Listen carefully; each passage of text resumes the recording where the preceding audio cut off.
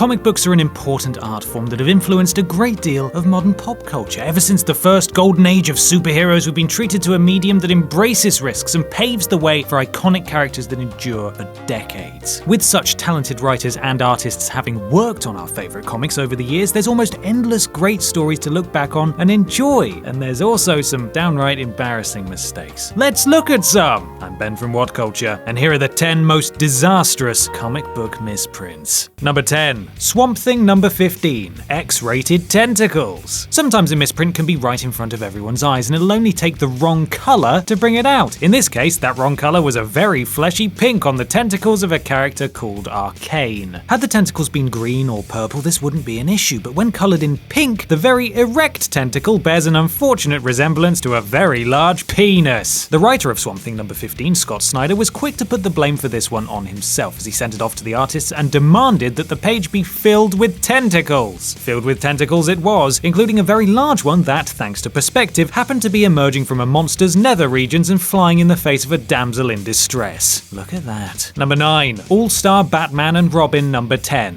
King Batgirl. Frank Miller is no stranger to comic book controversy and taking infamous characters in a new direction. That's why it came as no surprise that during his run of All-Star Batman and Robin, he made a Batgirl that all millennials could get behind. She said what was on her mind, and she said it with very unsuperhero-like language. The problem with this issue, however, wasn't the swearing, but rather the fact that the swearing wasn't adequately hidden from readers. Since the original intention was to black out the offending words, DC had a fit when they saw that after printing, the ink for the letters was still visible under the ink for the censor bars. Oh dear. Number 8. Fantastic Four number 88. Two left hands? Reed Richards in Fantastic Four number 88 is a lot like Reed Richards in the 3 failed Fantastic Four films. That's to say, he does some weird things for no reason and has cheesy effects to back it up. In the case of the comic book, the effects are the drawings, and whoever drew the cover to this book either never studied anatomy or refused to look at their own hand as inspiration. On this cover, and in an attempt to pull a prank for no conceivable reason, Mr. Fantastic taps Alicia Masters on the head, and he clearly does this with his right arm, only it's his left hand that's attached to it, and that doesn't make sense. Number 7. Hulk number 219. That's not how you use a periscope. For the uninitiated, Captain Barracuda is an intelligent weapons expert and a lover of insanely complex technology. He also wears an eye patch because he's a pirate and all pirates wear eye patches, you idiot! Hulk number 219 features a hilarious misprint that has Captain Barracuda totally unaware of his own limitations as a pirate and a human person. Yes, that's intelligent weapon expert Captain Barracuda looking through a periscope with the only eye he cannot see through, the one covered by the eye patch. I mean, it was a 50-50 chance at looking through it with the correct eye, and he got it wrong, unless we blame the artist instead, in which case they still had a 50-50 chance at drawing it properly and also got it wrong. Number 6. Amazing Spider-Man number 1.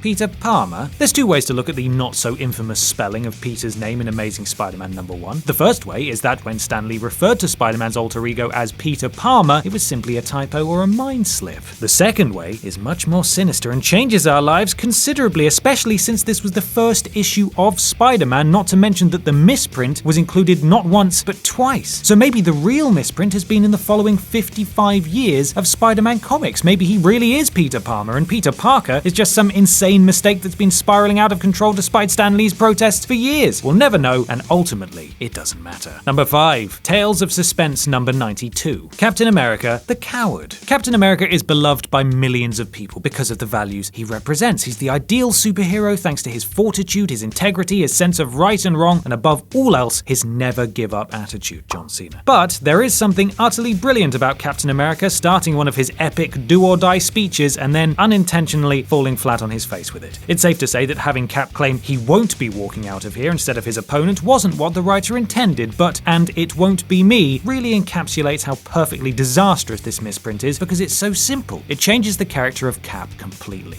With just one word. Number 4. Amazing Spider-Man number 3. Amazing who? Oh, Stan Lee, you daft man. Here's Doc Ock calling Spider-Man Superman accidentally. At least Peter Palmer wasn't already a famous comic book character when they screwed that one up. But here, considering that Superman is clearly the influence of every hero who came after him, to outright call Spider-Man Superman seems like a big mistake that could have brought on lawsuits. And yet no one at Marvel noticed the mistake, and the issue went out just as it was, referring to the wall crawler by the name of his single greatest competitor. Unless, of course, Doc Ock was just being a dick about the whole thing and pretending he didn't know who his only enemy was. It is possible. Number 3. Avengers number 160, the Grim Reaper. When the Grim Reaper appears in a comic book, he should be the most badass thing in said comic book. What he should definitely not be is a walking joke. With this misprint, it seemed as if the artist was working blind, moving from one panel to the next without really checking to see what he actually just drew. The result is one panel in which the Grim Reaper pulls on his mask with two hands clearly in a state of distress, and in the very next panel, he's flying through the air and one of his very human hands from the panel before is now nothing but a shiny metallic hook. So which one is canon? We'll either never know, or the Grim Reaper simply has the ability to grow and lose hands at will. Number 2. Spider-Man Reign number 1. Peter Parker is naked. Spider-Man Reign was always intended for more mature audiences than most comic books, which is why it was rated teens and up upon its release. With the series, fans knew that they would be getting a grittier Spider-Man story that showed the webhead in a never-before-seen way. They just didn't know that the way they'd never see him before would be literally totally 100% naked. Focusing on an elderly Peter Parker, the panel in question from Reigns clearly showed Parker's genitals while he was sitting on his bed. Though the misprint was later removed from subsequent printings and Parker's dangly bits were covered in shadows, the damage had been done and Peter Parker will from now on always be a member of the Celebrity Nude League Club. Number 1. Wolverine number 131. Logan is a racist. This one is really not good. Though we all know Wolverine is a bit of a dick, taking him to such a level is a bit much, especially considering that the slur in question doesn't even make much sense in context. Thanks to some needless edits and a last-minute fax, the writer's sentence, "the assassin known as Sabretooth," was irrevocably changed in the final copy of the comic. While the editor wanted the word killer in place of assassin for no real reason, the letterer had no time for common sense and thought he wanted the anti-Jewish slur instead. Inevitably, no one proofread the issue and off it went to the stands. The bad press ended up hurting Marvel's reputation, but we're still waiting to hear which charity Wolverine ended up donating to in order to make amends. And that's our list. Make sure you subscribe to the What Culture Comics YouTube channel for more lists like this, and don't forget to visit whatculture.com for daily news and articles. I'm Ben from What Culture, and thanks for watching.